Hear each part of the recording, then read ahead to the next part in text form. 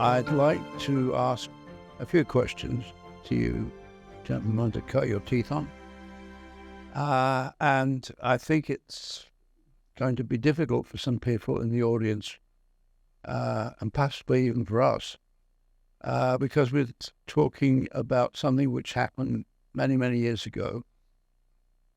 And we're now in 2023, and we're looking at the past through the lenses that we accompanied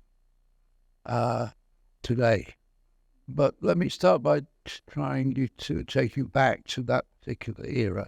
Several people today have sort of said how risky the Camp David meeting was, that President Carter was being very brave, taking that risk. Tell us a little bit about the background circumstances in which he took the decision to take this risk. How difficult was it for him, do you think? What were some of the things that had happened beforehand that led him to take this gamble? Because I think it was a gamble, and it was an unpopular gamble at the time. But he obviously saw some signs of the possibility of hope. What were they? Why did he take the gamble?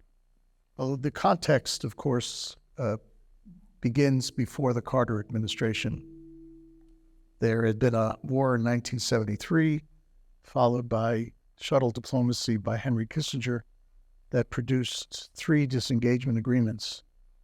So that by the time President Carter became president, there was a backdrop of peacemaking for him to at least assess. He also inherited a Paris peace conference that met once right after the 73 war. And President Carter's first inclination was to reconvene, the Geneva Peace Conference, to reconvene the Geneva Peace Conference. And both Sadat and Begin did not like that idea. So partway through the first year of Carter's presidency, as Carter was thinking about reconvening Geneva, in the meantime, there was some secret diplomacy going on between Egypt and Israel in Morocco, with senior people from both sides meeting. Sadat sent his senior advisor Hassan Touhami, and Moshe Dayan went from the Israeli side. And so there was the beginning of this minuet between the two sides. In October of 77, the president and the Soviets came out with a joint communique designed to lead to a peace conference. And a month later, Sadat decided to take matters into his own hand and went to Jerusalem to basically say to Carter, I'm not going to your peace conference, I'll do this my own way. Carter was agile enough and sophisticated enough to understand that his own predisposition for an international conference was not going to work. And he flipped American policy, to support that diplomacy. The U.S. worked very hard until that summer when conditions were created at a meeting in the U.K. that produced a draft of a potential peace treaty. And it was that background that I think persuaded Carter that there was an opportunity to try to bring things together. Domestic risk, do you think? So, I guess I want to stress how much these 3 men put at risk in meeting Camp David. As the ambassador said, there was antecedents in terms of various disengagements after the 73 war, contacts between the 2 sides. Usually the U.S. is the intermediary. But on the domestic front, Jimmy Carter comes out of nowhere and becomes president of the United States. He's ridiculed as a peanut farmer. He has no background to speak of in foreign policy. And he's going to solve Middle East peace? Really? And he makes the decision to really risk a lot in bringing these two enemies to Camp David, and in this naive belief that he has the skill as a mediator to bring them together and agree on a peace agreement. And just remember, it is really virtually the only peace agreement in the Middle East that survives. It has stood the test of time for 45 years. And he's bringing two complete opposite personalities with totally different worldviews and experiences to the table. Begin breaks a law, in fact, breaks for the first time Labor Party control of Israel's government. He is the first Likud prime minister, and everyone's sizing him up like, well, who is this? Remember who he was. He was the head of Irgun. Irgun was an Israeli terrorist organization fighting the British mandate and British occupation of what is now Israel and the occupied territories. And they assassinated the key British leader of the Palestinian mandate, Lord Moyne. They blew up the King David Hotel, killing lots more British, as well as civilians, both Arab and Jewish. They executed British officers they had taken hostage. So he was not a beloved figure universally. And you can imagine the Egyptian view of him. Meanwhile, Sadat comes out of Nasserite Arab nationalism, is himself considered, a kind of extremist until really flying. I mean, he flies to Jerusalem in 1977, and it's huge news here. I mean, and I always remember Golda Meir pointing her finger at him, saying, "You always call me an old lady," and teasingly, but he showed he had an expansive personality. He'd be the one to hug you, going, "How's everything going?" He was very outgoing. He would express himself emotionally. He was a very emotional man, and he had, of the three, he probably had the most on the line. He knew what happened to other Arab leaders who crossed that line and signed an agreement with Egypt. And he knew he was a marked man the day he did it. So to go to Camp David with this very introverted, at best checkered past, new right-wing leader of Israel is maybe one of the most unlikely pairings you can imagine. And Jimmy Carter decides, I'm up to it. And I can tell you, when it began, I think the reaction of the country was skeptical, very skeptical. Like, are you really? And if it had failed, it would have been a catastrophic political failure for Jimmy Carter. He risked a lot of political capital because he believed in the mission, and he was willing to do it.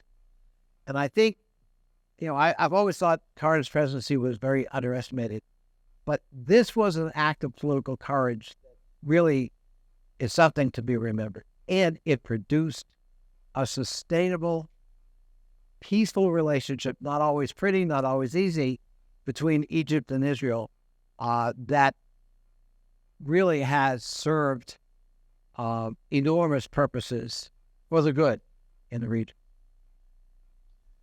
You talked halfway through about getting to the table, and we've seen the photographs, and there are many tables, but it's an unusual table. And I remember after the events had happened and the photographs had taken of people shaking hands at the White House, people started talking about Camp David process. To what extent do you think the setting actually influenced the success of the process? Rural, private, no press. 12 days. I mean, who in heaven's name these days, or even then, and spend 12 days on one thing. Is there a Camp David process still? Let me take a crack at that. Because two things strike me watching Bill's pictures. As Bill said, it's rustic and it's intimate. You are not in some big, glamorous palace in Vienna.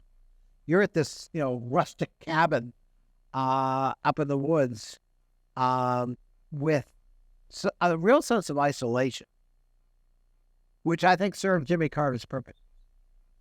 You're not leaving until we reach an agreement.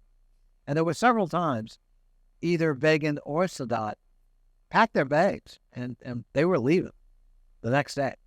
And intervention had to occur.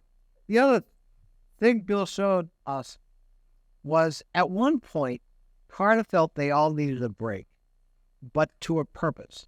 And Gettysburg is a drive away from Camp David, very close. And he took Sadat and Begin to Gettysburg. And there was method to what he was doing. Look at this battlefield.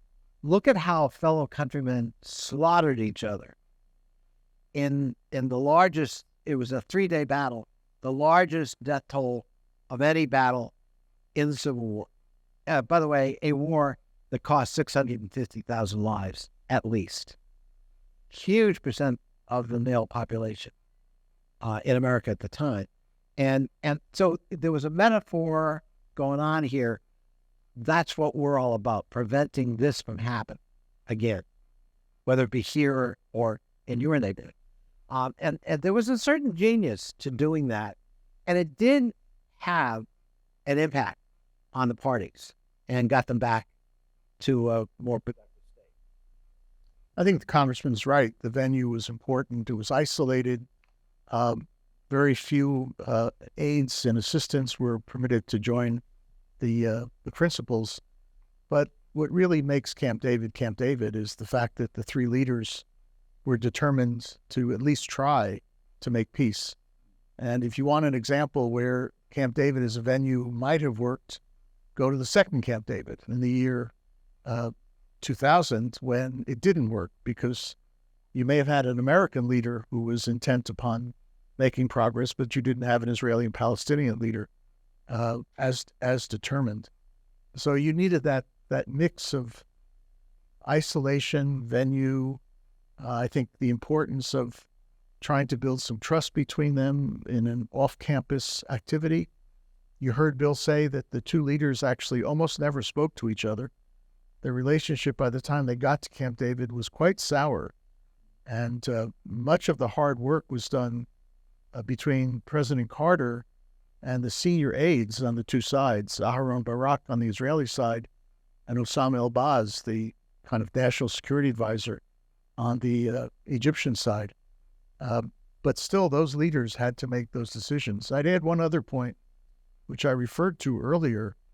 The preparation for this summit was really quite important. The meeting that was held at Leeds Castle in the UK, and I think it was July, produced what became a usable draft. Now, the actual drafting at Camp David probably went through, I think, if I recall, 13 or 14 iterations, with President Carter being the note taker and the drafter. But he had something to work with. And again, if you contrast that with the second Camp David, there was no draft in the year 2000. They had not done the same kind of homework, preparatory work that President Clinton might have been able to use had that been done. So there are several features here: the venue, isolation, but I always focus in on leadership. It took those three very different personalities, but with a single determination to succeed.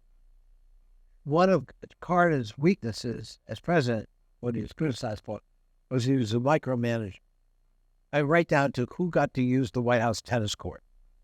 He actually would review the schedule.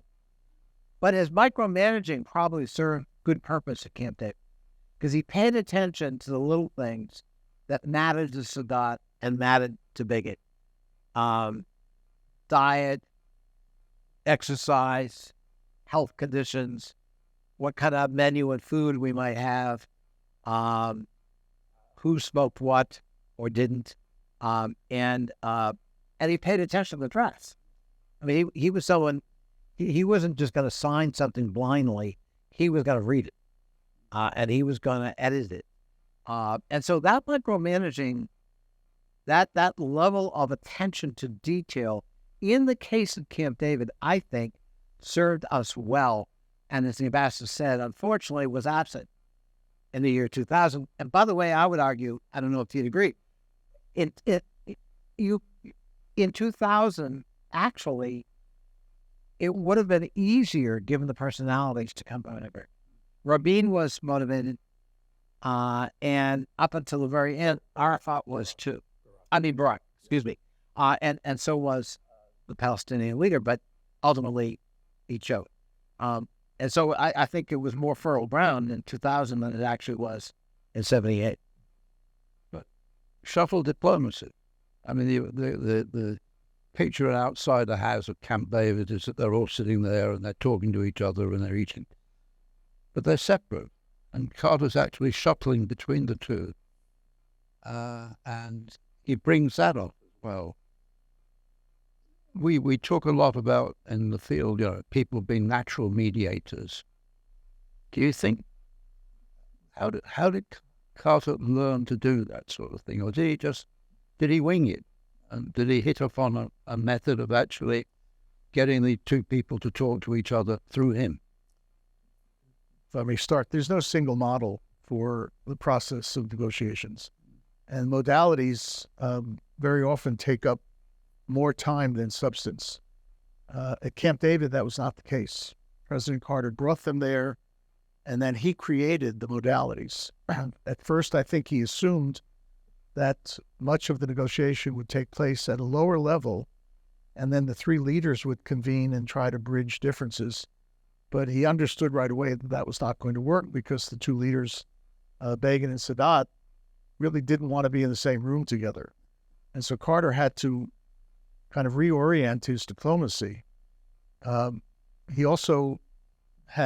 had also reoriented the whole approach from big conference setting to this very intimate setting. As Bill indicated, the rooms were small.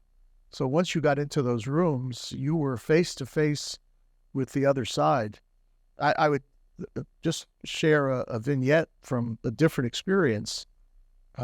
When Secretary of State Baker was negotiating the Madrid conference, and I was on his team at the time, he dropped a couple of us off in Madrid on the way home from the Middle East, and we were supposed to set this conference up.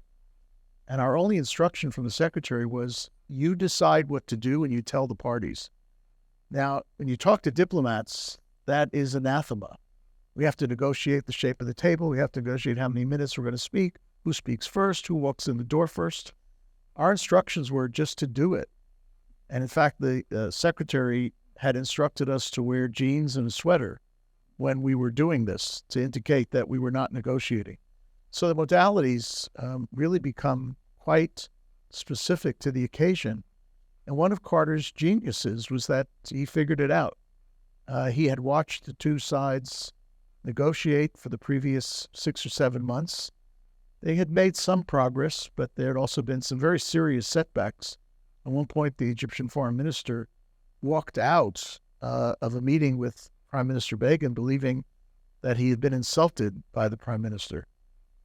So there were some real crises in the run-up to Camp David, but Carter's agility and ability to kind of make it happen on the spot, I think, really was the determining factor. I would cite 3 qualities, picking up on that, if I may, about Carter that I think came to bear on bringing the two parties to agreement. One was supreme self-confidence. I mean, Jimmy Carter, think about it, is a peanut-growing, one-term governor of Georgia, and thinks that qualifies him to be president of the United States, and damn if he doesn't do it, against all odds. And nobody knew who he was until roughly 75, 76, and he's president of the United States that November. So against all odds, against all predictions, against all kinds of naysayers, he has the supreme self-confidence to run for president and get elected. That quality going into Camp David was still very much, there. I think he's ready to call it chutzpah. Yeah, chutzpah. There's a certain chutzpah, that's right. And I think that combined with his Baptist sincerity, he is now the longest living ex-president in American history. So we've all had decades to watch him out of the White House as to, was this guy for real or what? And you know what? He was. He never gave up his commitment in terms of social justice, things like causes like Habitat for Humanity, conflict resolution, the Carter Center, try to monitor elections to ensure that they were legit and fair. And he's been doing it since he left the White House in 1981. So we all know that sincerity is there. And I think Begin, and I don't think that escaped Begin or Sadat either. He may be crazy trying to accomplish this, but he's sincere about it. And I got to give him credit. And the third quality is persistent, which is not unrelated to the other two, but they could see he's going to keep us here for 20 days. We got things to do. Can you imagine getting two heads of government in a place for 12 days and they can't leave? I mean, 12 days? But he did it. And so they realized he's going to wear us down. We're going to have to make concessions. And we're just going to have to kind of deal with him to get the hell out of here. And that persistence was a very important ingredient, I think, in allowing Camp David to be successful. Sounds like kidnapping. Negotiation. Today it would be called that. Well, we don't talk about hostage taking this week. Not today. I have a feeling, having read a little about Carter and his looking back at Camp David, that he knew he'd left a lot to do. And he always regretted that he was unable to complete the job that he'd started at. What do you think were the most important things that he couldn't do at Camp David, which he wanted to do? And what sorts of things have come back to haunt us since Camp David? Well, he was clearly disappointed by the absence of a stronger agreement to move forward on the Palestinian issue. The second Camp David Accord that dealt with Palestinian autonomy was arranged largely as a cover for the two governments to make peace. Sadat needed it. Begin wanted nothing too serious. And so they came up with a proposal for autonomy, which led to negotiations for a couple of years, but they were never quite serious. And I think you see from President Carter's later writings, this preoccupied him in a big way. I think the second concern had nothing to do with Camp David, but while he was preoccupied with this issue, Iran was happening. The run-up to the Iranian Revolution in 1979. And there's an argument to be made that there were some issues that American leaders failed to grasp at that time because of the priority given to what was happening at Camp David. In fact, at the exact time of Camp David, there was a fire in a movie theater in Tehran that killed several hundred people, and our embassy at the time reported that this was a huge event. It was a major turning point, and for a few days they couldn't get guidance out of the State Department or the White House. And I think President Carter, looking back, knowing that Iran became such a major factor in the re-election campaign, I'm sure regretted not spending more time and deciding between two very different approaches. Brzezinski, whose picture we saw, wanted a much more robust approach. He wanted the Shah to use the army to put down the uprising. and Vance wanted diplomacy, and that issue was never resolved by the president. I would agree with the ambassador. It's very clear to this day, one of Jimmy Carter's regrets was that a Palestinian state could not be established.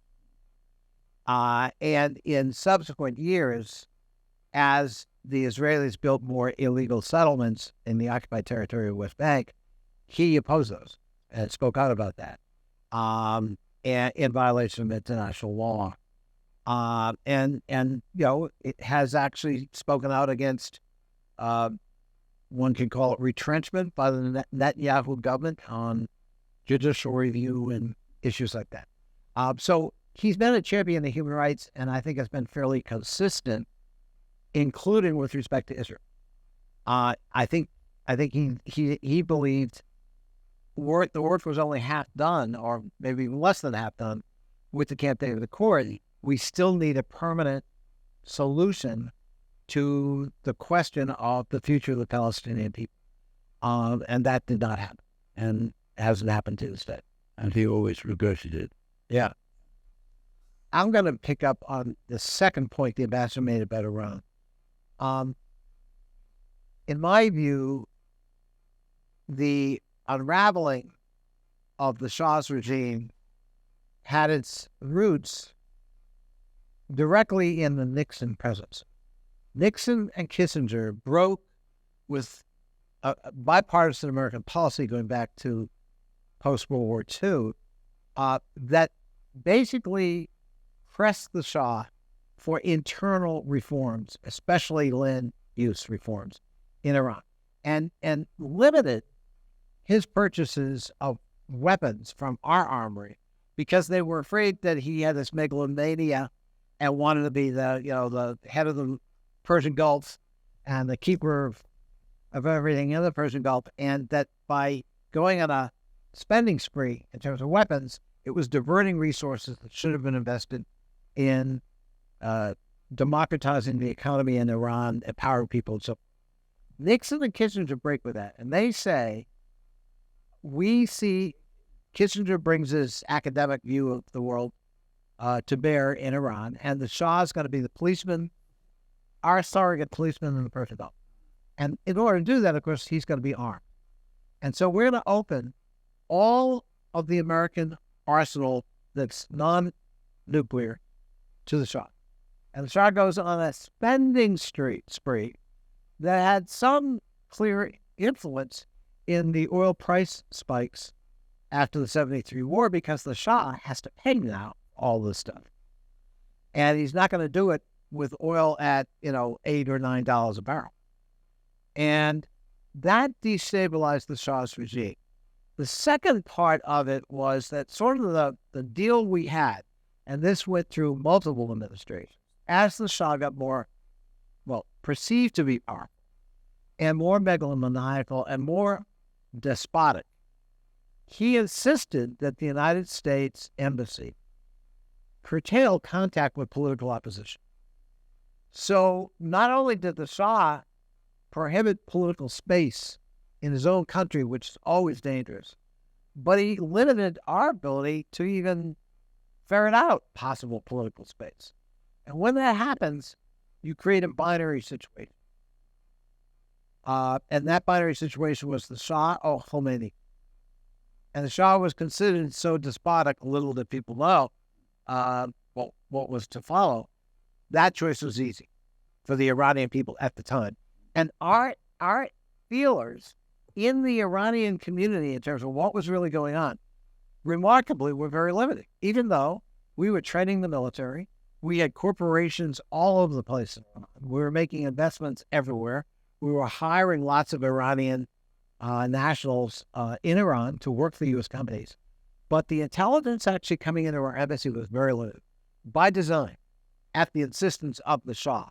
And I think that had to be a regret to Jimmy Carter, too. When he looked back on the unfolding of events, what could we have done differently that might have either prevented that tragedy or at least allowed us not to be caught unaware? And it torpedoed the Carter presidency. Yeah. Yeah. I have one last question. Can I have a last question at our friends? 5 minutes. Okay. Inevitably, you're going to get asked this one. What can we learn from Camp David, the process, the people, the personalities that could help us now? Is there a possibility of some kind of action on the part of somebody, or perhaps an American president, that could help, not immediately, but soon, with what's going on? I pick up from what the congressman said, the third point he made about persistence and determination. When we have had a leader, the president, who has shown determination in this region, which is still important to the United States, despite perceptions that we're pivoting elsewhere, the region pays attention. When the perception of pivoting is paralleled by a president who pays less attention, then the region goes its own way, and you see all of these the challenging events that follow. That doesn't mean it would be easy if President Biden decided to pick up President Carter's mantle, because you don't have leaders in the region right now who have the same kind of willingness to at least engage on the ultimate question of peace. The Israeli side, Netanyahu was not that leader. On the Palestinian side, Mahmoud Abbas is not that leader. And so it would be hard to make the case for President Biden to take that leap.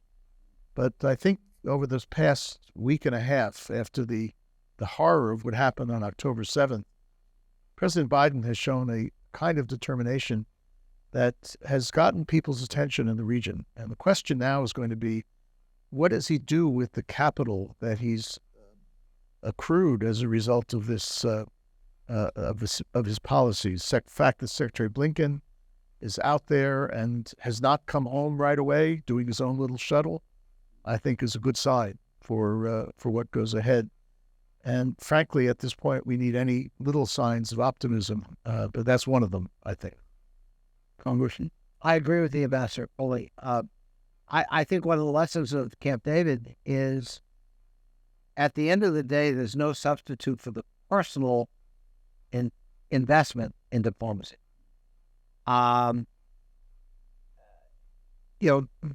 Successful diplomatic negotiations are not something you can run on AI. They're very human. And so the quirks and the foibles and the insecurities and the history and the grievances and all of that is a very important part of the process. And having personalities willing to take risks, willing to, put a lot of capital on the line, willing to engage with really strange personalities, maybe even willing to be strange yourself, because eccentricities matter, believe it or not. And you don't want everyone vanilla, and because sometimes quirky personalities can bring genius to the table. Now look at George C. Patton, very quirky, but an extraordinarily successful general. So I do think looking back on it, what were the ingredients of the success? Certainly the personal aspect of respecting those other personalities and willing to inject yourself personally in a very risky, high-risk way really mattered. Really mattered. I think I agree with you absolutely, with one exception, Patton. Well, you didn't think he was quirky? Oh, I thought you meant he was quirky and successful. Oh, well, he had a pretty successful record. For our next panel, Rhode Island is neither a road nor an island. Discuss. All right. Sorry, Andy. Well, thank you very much. I wanted to follow up, and given the abysmal record that we've had on this so-called peace process has been going on now for decades, do you still believe that the United States is a fair, honest broker in this deal? we've never sold ourselves as an honest broker in the true sense of the word, because we've had a special relationship with the state of Israel. When we were successful in the 90s in bringing about the Madrid Peace Conference and 7 years of negotiations, what we tried to do was to deal with the asymmetry in power between the two sides, to bend towards Israel on matters of security and to bend towards Palestinians on matters of governance and rights and territory. That was not necessarily a formula that worked entirely, but it was the way in which a third party that had the trust of two sides could operate. The interesting thing, having worked in government during that period, is that the Palestinians were as interested in having the United States play that role as the Israelis were, despite the fact that we had the special relationship with Israel, because they felt that at key moments, we might be able to get Israel to take steps and make concessions, and we would be the safety net. We would provide the off-the-table benefits. Didn't work out that way, and therefore the process didn't work. But it doesn't tell you that you need to be right down the center of the road, because it's milquetoast. It's vanilla, as the congressman said. We have our own interests, both in government and public opinion. And the Arabs in the 90s understood that. What we don't have today are the determined leaders to try to make it work, though. I guess what's behind your question is the United States at times inconsistent? And do we sometimes trample on our own avowed aspirations? The answer is yes, we do, both of us. I do think when we are at our best, we do present ourselves as a interlocutor who can deliver, and we're sincere about it. There are plenty of Israeli leaders who, if they were here, would complain about American leadership and American pressure, including the current prime minister. And so Arabs can see that too. The root of the problem, I guess, the immediate one goes back to Franklin Roosevelt coming back from Yalta. And on his way home, he stops to meet with King Faisal of Saudi Arabia. And the subject is, there's the Zionist movement, and we want to partition Palestine. And there'll be an Arab Palestine and a Jewish Israeli part. And the deal was sort of, it evolved, but originally it was going to be roughly 57% Israeli. And when the Arabs, King Faisal told FDR to his face, right after winning World War II, we will never agree, never.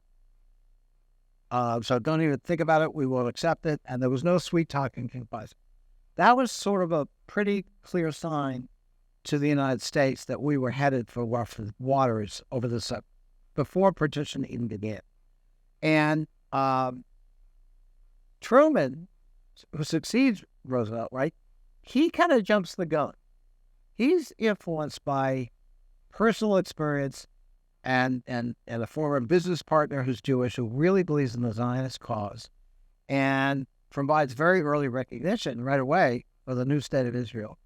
He pressured the British before the creation of the state of Israel to allow massive new Jewish immigration to Israel to change the calculus of population, infuriating the British, who have a revolt on their hands and don't need more problems.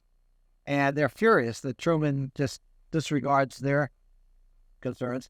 And when Truman decided on his own he was going to recognize Israel, remember, very controversial in his own administration, George C. Marshall threatened to resign over it. Did not agree with it at all. Thought we were taking sides, thought it was a mistake. U.S. interests in the Arab world were important and growing. And why do you want to alienate that huge, quarter of the world precipitately. So our history is murky in some ways. I think understandably, most Americans historically have had enormous sympathy for Israel given the Holocaust. And what American community does not have somebody in it who can talk about relatives who died in the Holocaust. And that memory is searing. And in some ways, the creation of the State of Israel was, for a lot of Americans, not everybody, an effort to sort of make sure that never happened. And we've never come to grips with, but there are other victims in doing it, and they're called Palestinians. So what do we do about that? And that's why the two-state solution became a cardinal part of our foreign policy and remains our foreign policy with diminishing prospects. I support it, but if you ask me what's the likelihood of that happening practically, I'd say very, very slow. At the risk of getting Baptist lumped in with the other quirkiness of the participants, my name is Christy Harlan. I'm the communications director for the First Baptist Church of the City of Washington, D.C. I'm here with our senior pastor, Julie Pennington Russell, who's speaking tomorrow. I thought you were going to confess you were quirky. I might be, but we're the church that Jimmy Carter taught Sunday school at more than 14 times while he was president, including, and the point here following up on the attention to detail, in the church archives, we have a diary that an usher kept. And on September 17th, 1978, the usher's note is, President Carter was to teach today, but called to say he was still busy. He taught that was the day the Camp David peace accords were announced. But he did show up the next Sunday, and the recording of him teaching Sunday school and saying that it was the 2 weeks included the worst days of his life and the best days of his life. But he left a great legacy to all of us, and thank you for including us today. Well, first of all, thanks a lot for this wonderful presentation to all of you and to the team for organizing this event. So, can you... I just wanted to, thank you, all of you, and then also that for this great event. This was wonderful, actually. One question that I have is learning from experience from the Camp David Accord to today. If we were to be hopeful and broker a deal, what would you take from there, and what would you do or recommend do different? Thank you. I never market my own books, but read The Peace Puzzle because it tries to draw lessons from our diplomatic engagement over the last 30 years and to play them forward. And just to cite a few, we talked about leadership. We talked about setting the stage, not in terms of the modalities, but in terms of substance. We're at a point, for example, between Israel and Palestine, where if we got them back to the table, they would be starting from the beginning, from the two positions. We have the ability to narrow that down and establish parameters, as President Clinton did back in 2000, and now updated based on what Ehud Olmert and Mahmoud Abbas did in 2008, what John Kerry did when he was Secretary of State, to narrow those parameters to become terms of reference for negotiations that would give the negotiations a better chance of success. To do that, we need the president's determination to do so. You can't outsource this even to a special envoy, because we've had special envoys, but the parties in the region need to know the President of the United States is going to work this. Will that guarantee success? Of course not. But frankly, the negotiations to date have not been as horrendous as people believe. A lot of the issues have been narrowed. If we had time, I could review each of the substantive issues. The point is, we are not as far apart substantively. We are very far apart politically.